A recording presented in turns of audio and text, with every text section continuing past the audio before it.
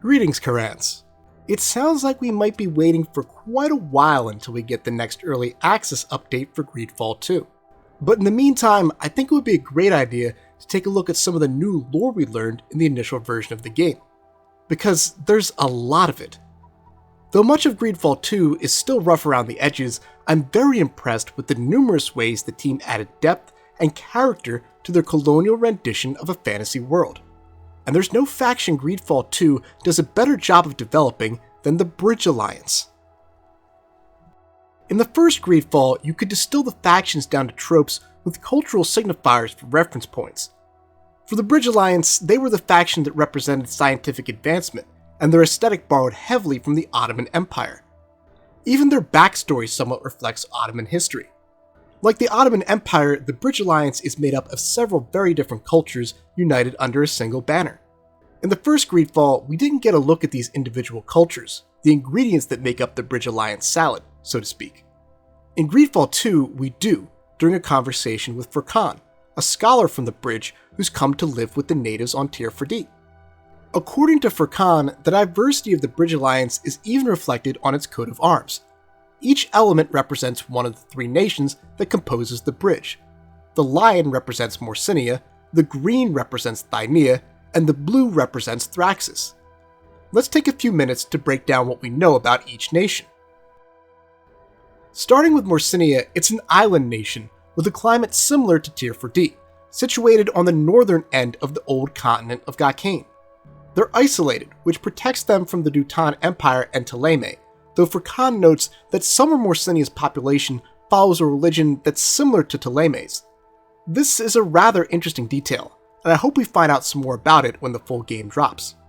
Because of their proximity to the Empire and Ptolemy, they joined the Bridge in an effort to preserve their independence. Their government is ruled by a queen, but she's advised by an assembly. Furkan respects their culture and science, but describes them as haughty, which means they're arrogant and have an air of superiority about them. And earlier in the conversation, he makes a point of noting that they are very different from the other two nations that make up the Bridge. When you combine these 2 points, it becomes clear that Furkan has a pretty negative opinion about the people of Morenia.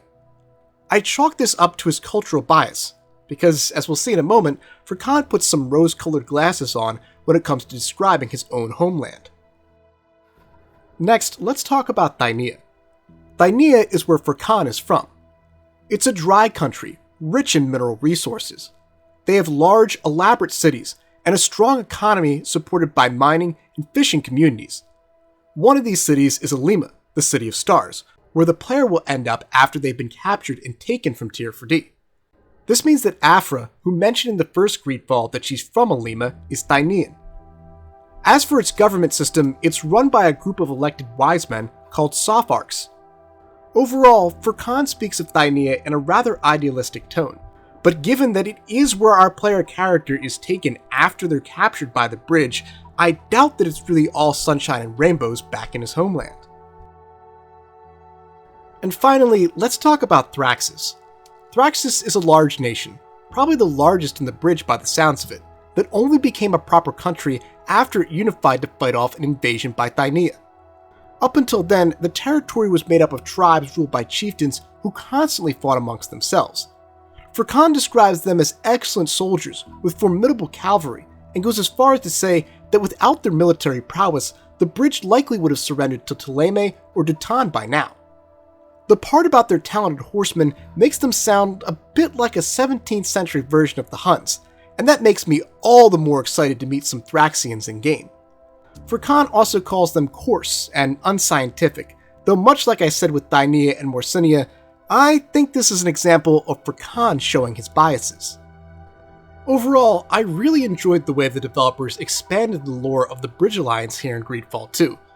It makes sense that Furkan has an inflated view of his home country and a negative view of the other two nations that make up the Bridge. One of the things I didn't like about the first game was that the factions lacked nuance. We were led to believe that the Bridge Alliance was a perfectly unified nation without any infighting or cultural competition.